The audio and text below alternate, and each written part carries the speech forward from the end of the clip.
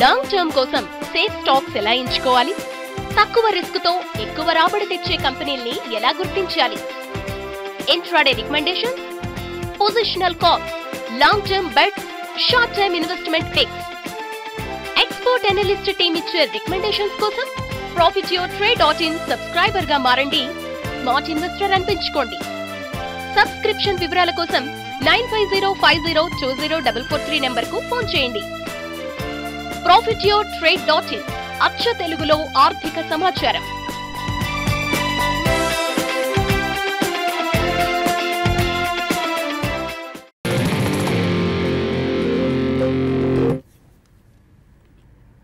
Profit your trade సమర్పిస్తున్న smart invest కార్యక్రమానికి తిరిగి స్వాగతం. TV5 మనీ వేదిక ద్వారా స్టిల్ మార్కెట్లో మొమెంటం అలాగే మనకు కనిపిస్తుంది. మనకి మళ్ళీ కొద్దిగా పాజిటివ్ అనేసి రావడం మనం చూస్తున్నాము.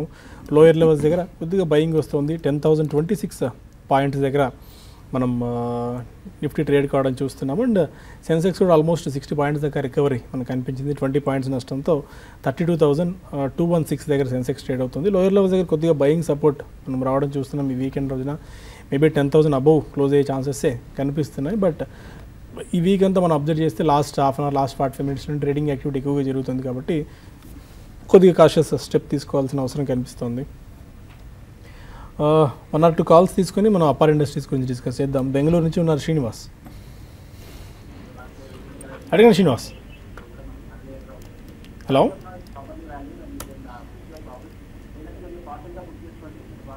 హలో శ్రీనివాస్, హలో, క్వశ్చన్ అడగండి. సార్ బాటా గురించి చెప్తున్నారు, అలానే C8 and IOC sir. Okay, so Bata future తీసుకోవచ్చా ఈ టైంలో? అండ్ IOC ఫ్యూచర్ తీసుకోవచ్చా? C8 షార్ట్ చేయొచ్చా? Okay fine. Bata IOC long వెళ్ళి C8ని షార్ట్ చేయొచ్చు. ఎందుకంటే ఇవాళ ఆల్రెడీ బాగా పడింది కూడా stock because of that week result వీక్గా రావడంతో C8 ఈ నిన్న ఇవాళ బాగా తగ్గటం మనం చూసాము. ఇవాళ ఒక 7% వరకు పడి C8 ఈ 2-3 రోజులుగా చూస్తే కనుక డీప్ కరెక్షన్కి వెళ్ళటం మనం చూస్తున్నాము. కాకపోతే ఇప్పుడు 1775 అంటే 1750, 1760 దగ్గర చాలా స్ట్రాంగ్ సపోర్ట్ కనిపిస్తుంది. జూన్ ఆఖరి వారంలో చూస్తే కనుక అది బాటమ్ అదే, అక్కడి నుంచి మనకి ఒక అప్ ట్రెండ్ వచ్చింది. సో కాబట్టి డౌన్ సైడ్ టార్గెట్ చాలా లిమిటెడ్గా కనిపిస్తుంది. 1750, 1760 దగ్గర అక్కడ ఆగే అవకాశాలు కనిపిస్తుంది. సో కాబట్టి కరెక్ట్గా సపోర్ట్ దగ్గర షార్ట్ పొజిషన్ తీసుకుంటే అది బుల్ మార్కెట్లోనూ అది ఒక ఫండమెంటల్గా స్ట్రాంగ్ కౌంటర్లో అదిను ఒక కరెక్షన్ అయిపోయిన తర్వాత తీసుకుంటే సడన్గా రీబౌండ్ అయ్యే అవకాశాలు కనిపిస్తుంది. నా ఉద్దేశం అయితే అవాయిడ్ చేయండి ప్రస్తుతానికి. అలాగే బాటా ఇండియా చూస్తే కనుక ఈ 2 రోజుల్లో కూడా బాగా పెరిగింది.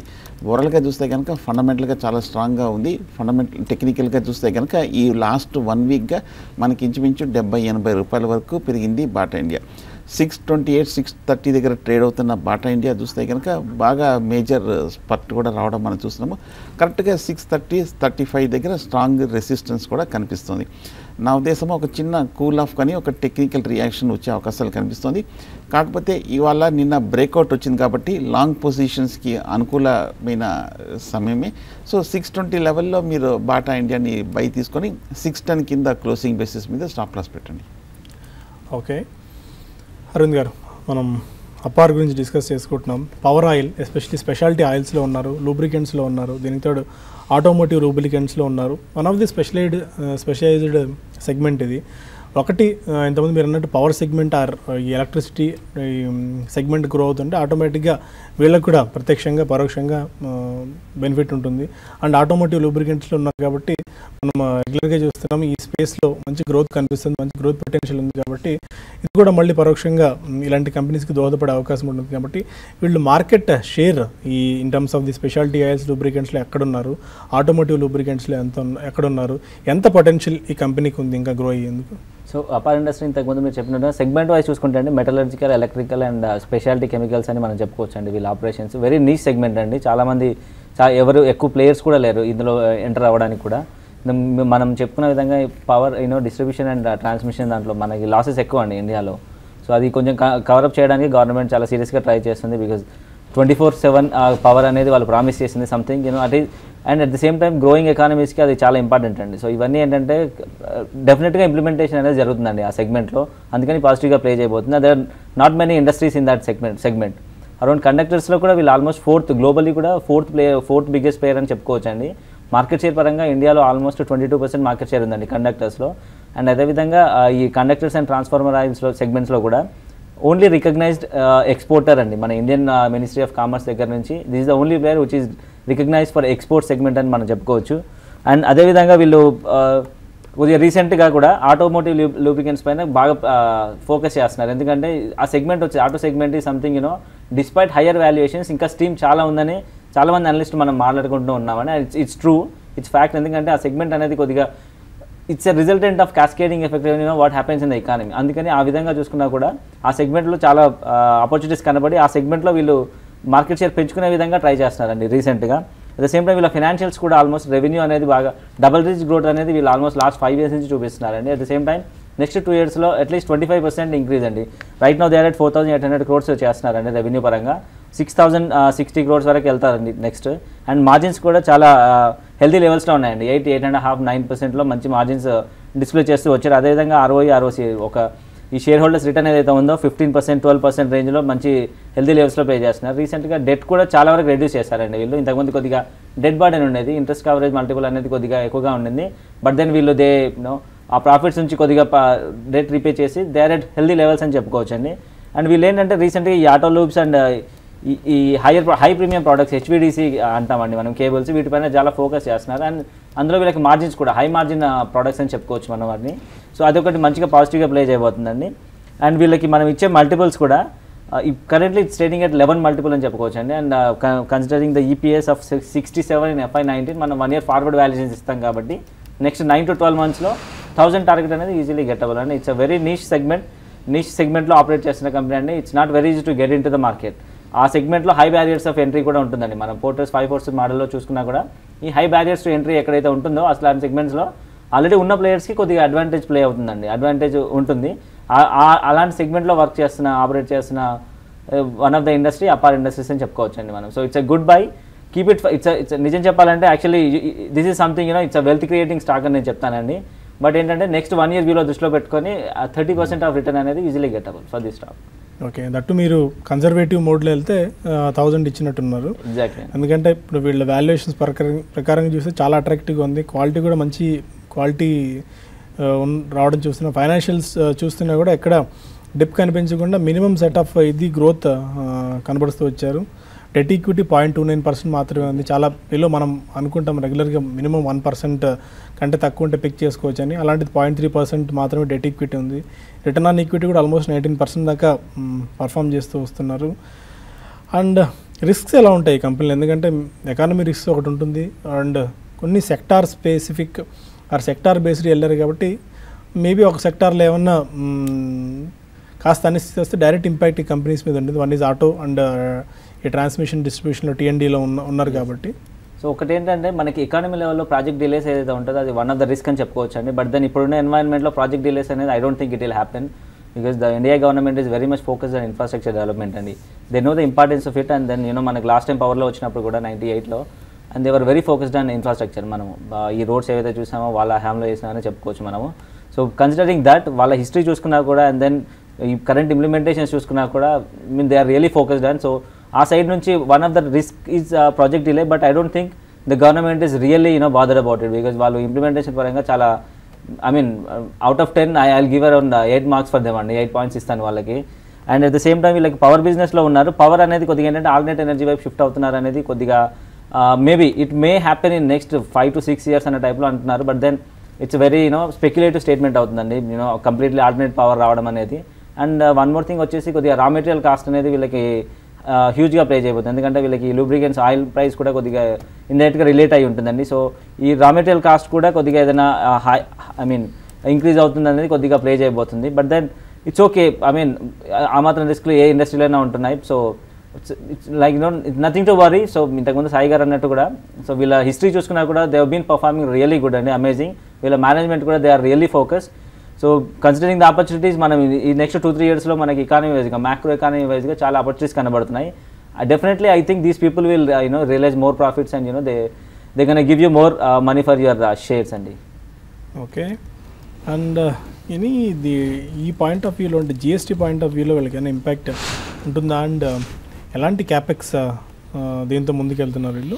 సో ఇప్పుడు క్యాపెక్స్ అనేది వీళ్ళకి ఆల్మోస్ట్ కొద్దిగా హెల్తీగానే ప్లే చేస్తున్నారండి. వీళ్ళకి almost everything is in place. వాళ్ళు as of now they are in maintenance mode అని చెప్పుకోవచ్చు. మెయింటెనెన్స్ క్యాపెక్స్ ఏదైతే ఉందో అది మాత్రమే ఉందండి.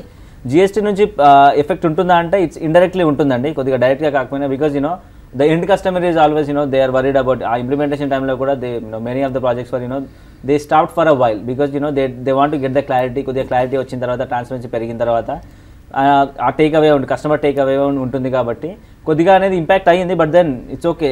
ఐ మీన్ జిఎస్టీ అనేది once in a life time అండి. మన 947 తర్వాత అండ్ 92 ఎల్పిజి తర్వాత is the major thing that's happening to our economy. So it's okay to take that kind of a hit. So కొద్దిగా ఎఫెక్ట్ ఉంటుందండి. But జిఎస్టీలో కూడా GST effect కూడా Q2లో కొద్దిగా కనబడవచ్చు. But then it's okay. So ఏ ఎఫెక్ట్ ఏదైనా ఉంటుంది కూడా అది షార్ట్ టర్మ్లోనే ఉంటుంది. So it's not a big deal అని నా ఉద్దేశం అండి.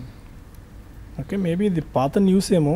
వన్ ఈజ్ బైబ్యాక్ అనౌన్స్ చేశారు గతంలో 660 రూపీస్కి, దట్ 4% ఆఫ్ దేర్ నెట్వర్త్. ఇది దీని నుంచి న్యూస్? సో అది ఆల్మోస్ట్ ఒక 6 months బ్యాక్ అనుకుంటాను అనౌన్స్ చేశారు. So market took it really happy అండి. I mean they really took it well. So they want to share the profits అని చెప్పుకోవచ్చు. బైబ్యాక్ అనేది మనం 2-3 ఇంటెన్షన్స్ ఉంటాయండి బిహైండ్ ద బైబ్యాక్ కూడా. Once they believe in their capabilities, management ఏంటంటే they want to get more stake out of it. ఆ ఉద్దేశంతో చేసిన బైబ్యాక్ అనేది. ఎప్పుడైనా కూడా management buybacks for their profit, అంటే ఫ్యూచర్లో ఎక్కువ ప్రాఫిట్స్ జనరేట్ చేస్తామనే ఉద్దేశంతో ఇలాంటి బైబ్యాక్స్ అయితే జరుగుతాయో యూ రియల్లీ షుడెంట్ బీ మనం అట్లాంటి మూమెంట్లో కూడా పార్టిసిపేటివ్గా ఉండాలండి మార్కెట్స్లో. అండ్ అట్లాంటి స్టాక్స్లో పార్టిసిపేటివ్గా ఉండాలి. And at the same time just for the sake of share price stabilize చేయడానికి జరిగే బైబ్యాక్స్లో I don't think they will sustain in the long time అండి. సో బట్ లాంగ్ టర్మ్లో సస్టైన్ అవుతుందని నేను అనుకోను. బట్ ఈ కేసులో they want to reap more profits out of the markets that is happening in the next couple of years. So ఆ ఉద్దేశంతో చేసిన బైబ్యాక్ కాబట్టి that market took it really good, and it's a good news for them. So my suggestion would be participate in the stock only. Okay. Valga best buy that too 9 to 12 months time horizon kosam, endukante diversification చేసుకున్నారు. Power ఆయిల్స్లో ఉన్నారు, power లైన్లో ఉన్నారు, యూనిక్యాబ్ plus automotive engine ఆయిల్స్లో ఉన్నారు. మళ్ళీ sector diversification plus sector and business valuations కూడా ఉంటాయి. కాబట్టి maybe ఒక్కొక్క కంపెనీని మళ్ళీ డీమెర్జ్ చేసి మళ్ళీ సపరేట్గా లిస్ట్ చేయడము, లేకుంటే ఆ సబ్సిడరీస్గా ఫ్లోట్ చేయడము, ఇలా ప్లాన్స్ కంపెనీకి ఉండే అవకాశాలు ఉన్నట్టు రిపోర్ట్స్ ద్వారా మనకు అర్థమవుతుంది. So medium term two long term horizon దృష్టిలో ఉంచుకున్న వాళ్ళకి అపార్ ఇండస్ట్రీస్ బెస్ట్ బైగా కనిపిస్తుంది. మరి కొంతమంది కాలర్స్ ఉన్నారు. కరీంనగర్ నుంచి చంద్రశేఖర్ ఉన్నారు. ఓకే, కాల్ కట్ అయినట్టుంది. కొన్ని మెయిల్స్ ఉన్నాయి మనకు, చాలా మెయిల్స్. రాజేశ్వరి అడుగుతున్నారు, లాంగ్ టర్మ్ ఇన్వెస్టర్ తను ఇమామి 1300లో బై చేశారు అండ్ టాటా ఎలక్సీ 2100లో బై చేశారు, హోల్డ్ చేసుకోవచ్చా ఇమామి అండ్ టాటా ఎలక్సీ? ఇమామి చూస్తే కనుక సైడ్ వేస్ ట్రెండ్లో ఉంది. మనకి లాస్ట్ 1 yearగా చూస్తే కనుక స్ట్రాంగ్ అప్ మూవ్ రావటమో లేదంటే కనుక మంచి రిటర్న్స్ ఇవ్వటమో కనిపించలేదు. ఈ స్టాక్ చూస్తే కనుక 1300 నుంచి 1000 రూపాయల మధ్యనే ఊగిసలాడటం చూస్తున్నాము. ఓవరాల్గా మనకి ఎఫ్ఎంసీజీ స్టాక్స్ అన్నీ కూడా మనకి బాగా పెరిగినప్పటికీ ఇమామి మటుకు ఒక సైడ్ వేస్ రేంజ్లో స్టక్ అయింది. కాకపోతే స్ట్రాంగ్ బ్యాక్గ్రౌండ్ ఫండమెంటల్గా చూస్తే కనుక స్ట్రాంగ్ అనేది. కాకపోతే లాస్ట్ 2 quarters మటుకు చూస్తే కొంచెం ప్రాఫిట్స్లో కూడా డిప్ అవడంతో ఈ స్టాక్ లాస్ట్ 6 monthsగా అంతగా పెర్ఫామ్ చేయలేదు. ప్రస్తుతానికి హోల్డ్ చేయండి, ఎందుకంటే సెక్టర్ కూడా చాలా స్ట్రాంగ్గా ఉంది, కంపెనీ కూడా మంచి బ్యాక్గ్రౌండ్ కంపెనీ. ఒకవేళ నెక్స్ట్ క్వార్టర్ రిజల్ట్స్ కనుక ఈ 2 ప్రీవియస్ క్వార్టర్లో ఉన్న ఒక అండర్ పెర్ఫార్మింగ్ రిజల్ట్స్ని కనుక తట్టుకొని ఇంకా బాగా మంచి రిజల్ట్స్ వస్తే కనుక పెరిగే అవకాశాలు కనిపిస్తుంది, హోల్డ్ చేయండి. శిల్ప హైదరాబాద్ నుంచి మెయిల్ చేశారు, నెల్కో అండ్ ప్రెసిషన్ వైర్స్ ఈ రేట్లో బై చేసుకోవచ్చా? Nelco and precision wires. Nelco కూడా చూస్తే కనుక ఈ స్టాక్ అంత స్ట్రాంగ్ మూమెంట్ మనం చూడలేదు. ఈ స్టాక్ ఈ మధ్యకాలంలో 115 నుంచి 100 రూపాయల వరకు పడింది. అలాగే లాస్ట్ 2 ఏళ్ళుగా చూస్తే కనుక 130-80 రూపీస్ మధ్యన ఒక కన్సాలిడేషన్లో ఉంది. సో ఓవరాల్గా చూస్తే కనుక నెల్కో టెలికమ్యూనికేషన్స్లో ఉన్న ఈ స్టాక్ అంత మేజర్ అప్ ట్రెండ్ మనకి కనిపించలేదు. ఫండమెంటల్గా చూస్తే కనుక అంత స్ట్రాంగ్గాను కనిపించట్లేదు. సో ప్రస్తుతానికి నెల్కోని అవాయిడ్ చేయండి. కాకపోతే 90 రూపీస్ దగ్గర సపోర్ట్ ఉంది కాబట్టి ఏమైనా నెక్స్ట్ క్వార్టర్ రిజల్ట్ వస్తే కనుక కొంచెం పెరిగే అవకాశం. బట్ దీని బదులు కొంచెం బెటర్ ఆప్షన్స్ ఆల్టర్నేటివ్స్ ఉన్నాయి మార్కెట్లో. ఓకే. అండ్ ఉదయ్ అడుగుతున్నారు, రాజు ఇంజనీరింగ్ అట. ఈ షేర్స్ 1600 షేర్లు ₹32, ₹33 యావరేజ్ చొప్పున తీసుకున్నారు. హోల్డ్ చేసుకోవచ్చా అని మీరు ఏమైనా ట్రాక్ చేస్తున్నారా? Rajoo engineering RAJOO Rajoo engineers అని ప్రస్తుతం ₹30 దగ్గర స్టాక్ ట్రేడ్ అవుతుంది. లాస్ట్ 1 మంత్లోనే 30% దాకా పెరిగింది. లాస్ట్ 1 ఇయర్లో 65% దాకా పెరిగింది. Something is happening in this share. వాల్యూమ్స్లో కూడా ఇవాళ 60-70% దాకా స్పట్ కనిపించింది. ఓకే, BSEలో ట్రేడ్ అవుతున్న స్టాక్ ఈ మధ్యకాలంలో చూస్తే కనుక రాజు ఇంజనీర్స్ మనకి ఒక లాస్ట్ 6 months to 1 yearలుగా బాగా అప్ ట్రెండ్ మనం చూస్తున్నాము. ఈ ర్యాలీలో చూస్తే కనుక ₹15 నుంచి ₹40 వరకు పెరిగింది. మళ్ళీ ₹40 నుంచి ₹30 వరకు ఒక 20% వరకు కరెక్షన్ రావడం చూసాం. ఫండమెంటల్గా చూస్తే కనుక అంత స్ట్రాంగ్గా కనిపించలేదు. కాకపోతే మన 4th quarter రిజల్ట్ చూస్తే కనుక కొంచెం బెటర్గా ఉంది. ఈక్విటీ కాకపోతే బాగా తక్కువగా ఉండడంతో ఈ స్టాక్ ఇంజనీరింగ్ కంపెనీ కొంచెం పెరగటం మనం చూస్తున్నాము. తక్కువ ఈక్విటీ బేసిస్ మీద బహుశా పెరుగుతుందేమో. ఫ్లోటింగ్ స్టాక్ కూడా పబ్లిక్లో కూడా బాగా తక్కువగా ఉంది కాబట్టి ఏమాత్రం కూడా అక్యుములేషన్ వచ్చినా కూడా ఇటువంటి స్టాక్స్ పెరుగుతుంటాయి. సో ఫండమెంటల్గా అంత స్ట్రాంగ్గా కనిపించలేదు కాబట్టి నా ఉద్దేశం అవాయిడ్ చేయడం మంచిది. ప్లాస్టిక్ ప్రోడక్ట్స్ కంపెనీలా కనిపిస్తుంది రాజు ఇంజనీర్స్ అనేది. వరుసగా 4 రోజుల పాటు పడిన తర్వాత ఇవాళ మళ్ళీ కొద్దిగా ట్రెండ్ రివర్సల్ లాగా ఉంది. ఆల్మోస్ట్ 1.5% దాకా జంప్ ఇవాళ మనం చూసాము. డెలివరీ వాల్యూమ్స్ కూడా కాస్త పికప్ అవుతున్నాయి. మేబీ రాడార్లో ఉంచుకోవచ్చేమో ఇలాంటి స్టాక్ని కూడా. మోర్ మెయిల్ చిత్రవారధి అన్న పేరు మీద వచ్చింది. SML ఇసూజు 50 షేర్స్ తీసుకున్నారు. 113-14లో 23% లాస్లో ఉన్నారు. హోల్డ్ చేసుకోవచ్చా? SML ఇసూజు హోల్డ్ చేసుకోవచ్చు అండి. ఇట్స్ వెరీ గుడ్ స్టాక్ అండి. వాళ్ళకి ప్రోడక్ట్ లైన్ కూడా మంచిగా ఉంది. అండ్ దెన్ వీళ్ళకి ఈ స్కూల్ బస్ సెగ్మెంట్ ఏదైతుందో వాళ్ళకి మంచి ప్లే చేయబోతుందండి. సో ఇట్స్ గుడ్ స్టాక్ అండి. లాంగ్ టర్మ్లో హోల్డ్ చేసుకోండి. మీరు ఏంటంటే ఆటో స్టాక్స్ కొద్దిగా బ్యాంకింగ్ స్టాక్స్ అనేవి ఏంటంటే జస్ట్ 2-3 months అనే వ్యూతో కాకుండా టైం హరైజన్ అనేది కొద్దిగా పెద్దగా ఉండాలండి. ఆటో స్టాక్స్ కానీ బ్యాంకింగ్ కానివ్వండి అండ్ NBFCs కానివ్వండి. ఇవేంటంటే ఆ ట్రికిల్ డౌన్ ఎఫెక్ట్ రావడానికి మనకి ఆల్మోస్ట్ ఒక డెసిషన్ ఒక RBI డెసిషన్ నుంచి మనకి ఆ ట్రికిల్ డౌన్ ఎఫెక్ట్ ఎకానమీలో కనబడడానికి 9 months పడుతుంది. అట్ ద సేమ్ టైం వీళ్ళకి కూడా ఇలాంటి సెగ్మెంట్లో కనబడాలంటే ఆల్మోస్ట్ 1 year 2 years అనే టైం హరైజన్ అనేది నార్మల్ అని చెప్తానండి నేను. సో టైం హరైజన్ ఎక్కువగా పెట్టుకొని it's a good stock, hold to it. Okay, and ఫైనల్గా 33 points ప్లస్లో సుందర్ గారు లాస్ట్ 15-20 minutes నుంచి హాఫ్ అన్ అవర్ నుంచి బయింగ్ సపోర్ట్ వస్తుంది మార్కెట్స్కి. Almost 40 points away from 10,000 mark. నెగిటివ్లో ఉన్న మార్కెట్స్ కూడా పాజిటివ్లోకి వచ్చింది, +30 points. అండ్ సెన్సెక్స్ కూడా +40 pointsలోకి వచ్చింది. చాలా స్ట్రాంగ్ రికవరీ మనకు కనిపిస్తుంది లోయర్ లెవెల్స్ దగ్గర. ఎనీ స్పెసిఫిక్ ఇది అండ్ అక్రాస్ బోర్డ్ అన్ని రంగాల షేర్లు లాభాల్లోకి వచ్చాయి. ఆల్మోస్ట్ 150 points డౌన్తో 150 points డౌన్తో హెల్త్ కేర్ ఇండెక్స్ ఒకటి వీక్గా ఉంది కానీ బట్ మళ్ళీ బ్యాంక్ నిఫ్టీలో బయింగ్ కనిపిస్తుంది, ఆటోలో బయింగ్ వస్తుంది, మెటల్స్ ఐటీలో కూడా బయింగ్ రావడం మనం చూస్తున్నాము.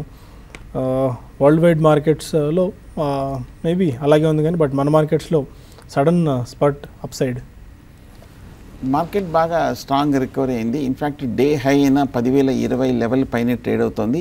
ఈ లెవెల్ చూస్తుంటే మార్కెట్లో ఈ 10,000 స్థాయిని సపోర్ట్ని నిలబెట్టుకున్నట్టుగా కనిపిస్తుంది. సో ఓవరాల్గా చూస్తే కనుక మార్కెట్ ఇదే లెవెల్లో క్లోజ్ అయినా కూడా ఇమీడియట్ కరెక్షన్ డేంజర్ అయితే లేనట్టు కనిపిస్తుంది. మార్కెట్ 10,000 దగ్గర పాజిటివ్ కన్సాలిడేషన్ ముగించుకున్నట్టు కనిపిస్తుంది. సో ఏమాత్రం కనుక మార్కెట్ ఇదే లెవెల్లో క్లోజ్ అయితే నెక్స్ట్ వీక్ కూడా మార్కెట్ పాజిటివ్ ట్రెండే వెళ్ళే అవకాశం ఉంది. నెక్స్ట్ వీక్ కూడా అప్ ట్రెండ్ కొనసాగే అవకాశాలు కనిపిస్తుంది. ఫైన్, ఆ నోట్తో బులెటిన్ ఇక్కడ వైండ్ అప్ చేద్దాం. మళ్ళీ క్లోజింగ్ రిపోర్ట్లో కలుద్దాం. Stay with us.